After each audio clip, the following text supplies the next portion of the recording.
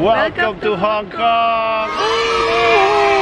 After almost 4 years, nakabalik ulit kami dito sa Hong Kong. Actually, ang original plan is December kami mag-Hong Kong. Pero, iba yung cravings ko ngayon. Kahit summer, sabi ko, sige na, pilit na natin to. Oh. So, ewan ko lang, malamang mainitan tayo sa labas na ito. Pero, kasi na-miss rin namin talaga yung Hong Kong. Parang 4 years. Itong airport lang, parang nakita namin ulit, ang ganda. Alam nyo, before mag-pandemic, twice a year kami nag-Hong Kong. Tapos biglang nawala. Tapos ngayon lang ulit naging okay yung travel. Actually, last year pa okay yung travel eh. Pero ngayon na lang mas naging maluwag. Kaya ngayon kami nag-book. Ngayon na kami nakabalik. Check namin yung mga laman ng mga octopus card namin from the previous years. Tignan natin ko ako. Ito may utang. Ha? Negative. Ito may utang din. Kaya sila pag gumamit nito. Ito may 6. O makikita nyo dito 2019 pa. O 2019 pa. O bus pa o. Oo nga. Yung O last add value date. Ano pa 2019. nice. So even after 4 years, gumagana pa rin yan. So naglo-load na kami ng TIG 100 sa octopus card namin. So tag-isa kami ni Sherlyn. Yung parehong may laman na value, yun lang yung gagamitin namin ngayon. Yung mga may utang, tinabi na muna namin.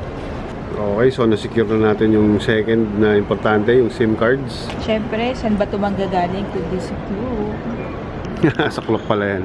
So Oo, nag-register na kami sa Klook before para kunin na lang dito sa A13 na station. Oo, na-book ko to. Sa amin kasi nag-work yung SIM card. Kasi madalas kami naghihiwalay na isang mall, tapos naghihiwalay kami ganyan. Mas okay yun pag naghihiwalay kayo. 480 pesos isa, 7 days unlimited na yun. Okay, so since 2 p.m. pa yung check-in, magagala muna kami ni Sherlyn. Punta kami dun sa outlet store, yung City Gates. And dito ang tayo ng bus dun sa S1. And around mga 10 to 15 minutes yung biyahe. Okay, so ito na yung bus natin. Double decker tong bus, so iniwan mo namin yung gamit namin dyan. As akit tayo sa taas. Nauna na si Sherlyn dun. Aba, paumpo sa unahan. Hoy, ginawa mong rides tong bus. Dito kami sa unahan ng bahas. Para kami nakasakay sa roller coaster. Ayan, may hawak pa. Grabe, ganda pa rin ng Hong Kong. Ayan, no? Wala pa tayo sa city ha. Mas maganda sa city. Ilam ako sa Di maraming lights. I pray na i-bless ang Pilipinas ni Lord doon na maging ganito rin kaunlad. Kito, may mga cable car. Yun, no? Alright, nakababa na kami ng bus and nakakamiss ang Hong Kong. Ay, ito parang 4 years ago dito na tayo sa City Gate Outlets. Si Sherlyn nauna na dun sa loob. Mukhang hindi na siya makapag-antay kasi ng magtingin-tingin, mag-ikot-ikot. So ito una nating destination dito sa City Gates dahil malalaki ang aming maleta. Itong outlet store na to meron siyang locker pero hindi yan libre, may bayad yan. So ito kukuha tayo ng large. Yung large daw ay $20 Hong Kong dollars for 2 hours. Parang 140. Pero at least yan, kahit yung maliit na backpack kasya yan. So okay, magana si Sherlyn. Okay, so yan na daw. Chorba. Please pay the rental first. So itatap natin yung ating octopus card. Alright, so yan, nandidak na. And dapat may magbubukas dyan. Ayun. Yun na, nagbukas na ang ating locker 036. Oh, kasya yata dalawa. Isa lang. So yan, okay na yung dalawang maleta namin. Sarado na natin. Yan, okay na. Ayan.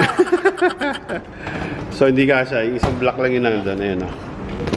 So yan lang yung maletang kasya. Nagugutom na raw si Sherlyn. And dito hinanap namin tong rice toppings. After 4 years, dito pa rin siya nag-iisip. Ito pa rin siya. Yung mga niya, yung parang lechon, kawali, may chicken, Tapos parang nakalagay sa rice. So, solve na yan kasi mura lang yan eh. No? Mga ganyan lang yung price. 30, 28, 35, ganun. Tapos na kaming kumain at maglibot-libot dito sa Citygate Outlets. Masakit na ang paa ko. So, yan, sakay na kami ng train. Diretso na kami dun sa Tsim Sha Tsui sa hotel namin. Okay, dumating na ang ating train. Since nasa pinakadulong station tayo, may mga laman pa yan. So, pagbaba nila, tsaka pa lang kami sasakay. Dito na kami sa train. Ayan, mga 30 minutes ang biyahe. Kaya muna tayo. Isang lipat lang. May lipat tayo ng parang red line na yun. No? Ngayon yung map eh. Isang lipat lang. Isang lipat papuntang Tsim Sha Tsui. So ayan yung map pa yan. So yan, nandito na kami ngayon sa Tsim Sha Tsui. Dito yung aming hotel sa Mirador Mansion. So akit na tayo. Medyo ano na, magto 2 o'clock na. Parang dumami ng tao sa train station. So ganito ang itsura paglabas mo ng train dito sa Hong Kong. So ayan, may mapa sila. And then may mga letters kung saan ka mag-exit. So makikita mo rito. So dito tayo sa may Nathan Road. Ayan, sa may Chongqing Mansion. So dyan tayo mag-exit. So dito kami sa Mirador Mansion. Ito na yung exit namin, N5. Problema, hagdanan men. Bigat ng maleta namin. Hanap tayo ng escalator. Okay, welcome to Tsim Sha Tsui. And ayan, ang bubungad sa atin. Ay, ang init. So medyo malayo-layo pa yung lalakarin natin dahil ito yung Chongqing Mansions. Ayan. Tapos dun pa sa kabila, dito sa katabi niya yung Mirador. Ayan, dito kami sa building na to. Okay, dito na tayo sa Mirador Mansion. Ayan yun. So, sa taas niyan yung kwarto natin. Pasok tayo para mag-check-in. Okay, so nandito na tayo sa ating room. And ito siya. Sobrang ano niya talaga. I mean... Budget friendly. Ay, yun mismo. Isang kama. Aircon. Yan. Toilet. Okay naman, kompleto naman. May heater. Ayan. And alam ko may parang mini ref pa rito. Meron. Oh, may mini ref. Tapos yun, syempre aircon. Pero yan na siya. Pero this cost us parang 6,800 for 3 days. Oh. Sa iba kasi 1 day lang. Wow, 684. Actually, pag nandito ka naman sa Hong Kong, madalas ka naman sa labas. So, okay na yan. Ano? Spacious naman yung kama. Ayan, may TV pa for ano, entertainment. So pag uuwi ka is papahinga ka lang talaga rito. One eternity later. So ayun ang nangyari. Pagpasok namin dito sa kwarto, humiga ako. Sabi ko saglit lang. Ayun na. Ano oras na ngayon? It's 6:39. Ang sakit ng katawan ko. Wala pa kasi masyadong tulog. Tapos ayun puyat din, napagod din sa pag-transfer. Kasi maaga kami ng flight. So, labas tayo ngayon. Mag-iikot-ikot tayo. Tingin tayo ng mga tindahan dito. Mga Giordano, mga pilihan ng pabango. Saka kakain tayo sa Ichiran Ramen! Hindi tayo makapunta ng Japan, kaya dito muna. Alright, so 7 o'clock na. Eksaktong 7 o'clock na. And kung mapapansin nyo, medyo maliwanag pa sa kanila dito. And ganito pala pag summer. Medyo maliwanag pa rin. And yung init, dahil siguro paggabi na, medyo kaya na ng konti. Pero yan, ready kami. Meron akong electric fan dito sa leeg. Ayan, si Sherlyn, hindi naman ito mainitin eh. Kaya ako, pawisin ako, kaya dinala niya ako na. Binili ko talaga yan para sa kanya. Hindi naman siya super lakas ng hangin, pero para ma-freshen up lang siya, hindi malagkit. So ayan, mag-ikot-ikot tayo dito sa mga stalls dito. Actually, papapalit pala muna daw tayong pera sa Chongqing Mansions. Okay, dito tayo sa Chongqing Mansions. Sikat din to, isa sa mga budget-friendly na mga hotels na pwede pagstayan dito sa Hong Kong. And also, ayan, medyo dito rin yung mga murang palitan. Okay din doon sa Mirador Mansion sa lugar namin. Pero compare nyo na lang. kung saan mas mura. So dito sa Chongqing Mansions, dito rin yung mga yan, bibili kayo ng mga kailangan yung gadget, SIM card, mga kailangan nyo sa phone, mga ito yung adapter nyo sa saksakan, mga mura din dito. And usually mga friends nating mga Indians yung nandito sa Chongqing Mansions. Minsan habang naglalakad-lakad ka, offer ka nila ng mga hotels kasi alam ko sila rin nag-ooperate ng mga hotels dito. Yan, nakakita na rin Shirley ng magandang palitan. Dito pala kami nakita ng mas mataas na palitan sa UK Exchange Company. Ayan, dito kasi ito yung PHP niya. So, titignan nyo lagi yung buying. Ayan. We buy Philippine Peso 1439. So, dito yung pinakamataas. Sa iba kasi 1432 or 1435. So, yung slight difference na yun, 1439, malaking bagay din yung pag mga 10,000 yung papalit nyo and up. So, napagpapalit na kami, yung 10,000 pesos namin is 1,444. Pag dinivide mo yun, magiging 6.94 na lang. So, sobrang okay. Mas mura pa siya kaysa sa exchange rate sa Google. Since may pera na kami, diretso na tayo dun sa Chibugan. So, pupunta tayo ngayon dun sa Ichiran Ramen. And pag nandito sa Hong Kong talagang pinupuntahan namin yon. And 4 years na hindi namin siya natikman. So ngayon talaga excited kami kasi matitikman natin ulit ang famous Ichiran Ramen. Kaya let's go! Alright, so nandito na tayo sa Ichiran Ramen. Ayan siya. You know. Ayan, Ichiran. So, ayan, in-expect namin medyo may pila rito. Kaya pila na muna tayo, lalo na dinner time. Okay, pasok na tayo. Medyo inabot din kami ng mga ilang minutes dun sa pila. Oh, ito pa pala, may waiting time pa pala rito. Pero mukhang yan, order na. So ayan, order na Sherlyn. Kahit Japanese yan. May English naman syempre. Ano special? So dito dati, isang special na lang tsaka isang classic. No, kasi parang may additional lang na side dish yung special. Ito? Oo. Ayun, plus $68. Gusto ko na lang sa... Dalawang 160. Hindi, isa classic lang. Ayun, nakadalawa na. Sige, paano magkaklase? So, binigyan na namin kay ate yung order namin. Okay, so... More pictures and a receipt. Also here is the order form. And this after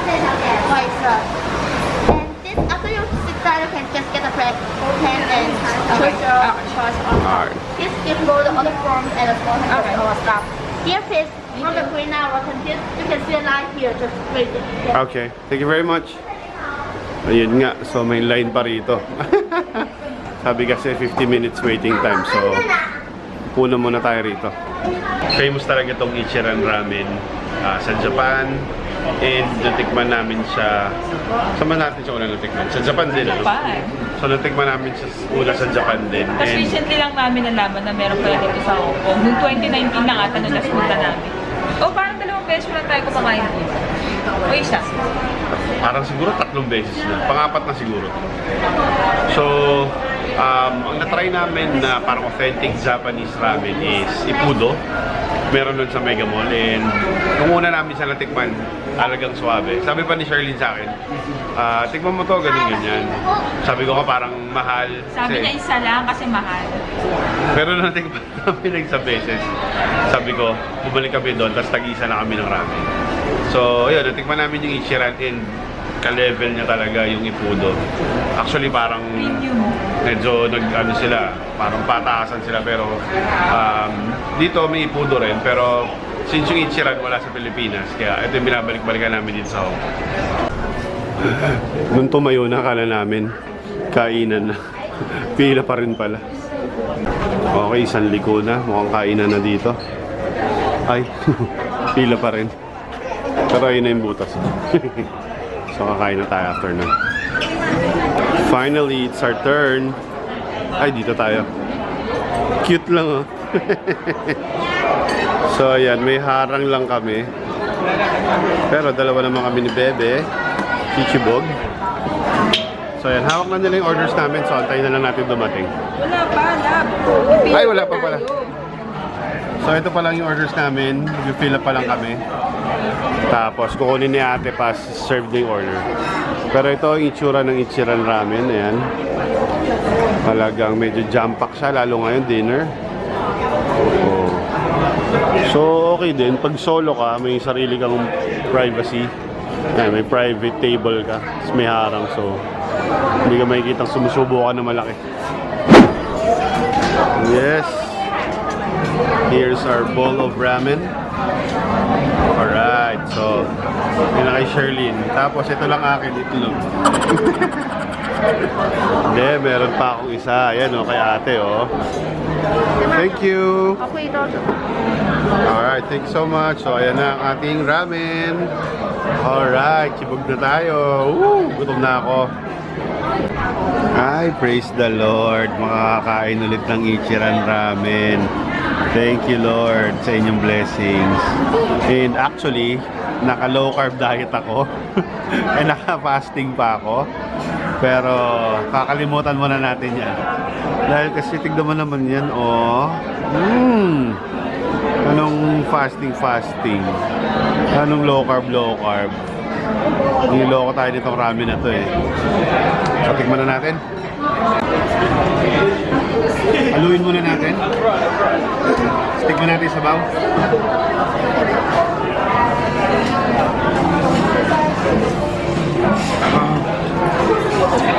I miss you! Sarap, grabe, sarap. Hi Lord, thank you. So in order namin is itong Ichiran Special. Tapos yung regular yung kay Sherlyn. Pinagkaiba lang nung regular sa itong special. Meron siyang extra side dish. Itong parang bamboo shoots yata ito eh. Tapos nori, tsaka extra chasu. And also itong itlog na soft-boiled egg.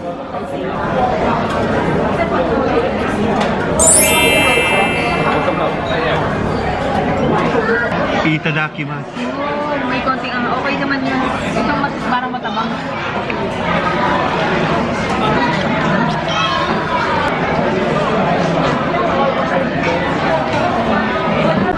Wala pa akong 10 minutes na kumakain pero halos maubos ko na siya. Grabe, ang sarap.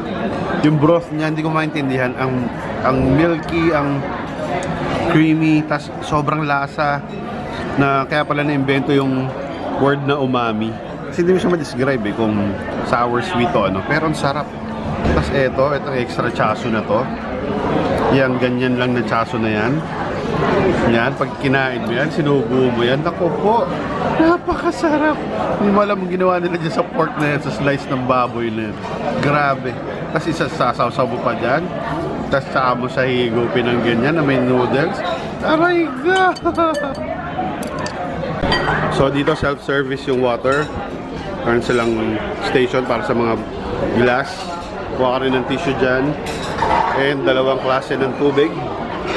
Yan, isang hot water at isang room temperature. So ito hot water yan. Ay hindi, pipindot mo pala. So ito, ay ito cold. Ito yung gano'n. Yun.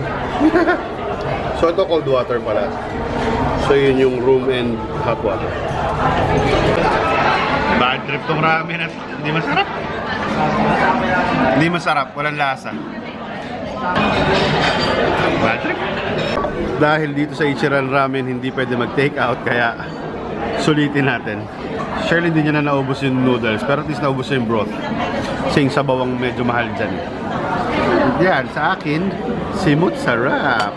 Hindi na mahirapan yung maghuhugas. So that's it for our first day in Hong Kong and our Ichiran experience.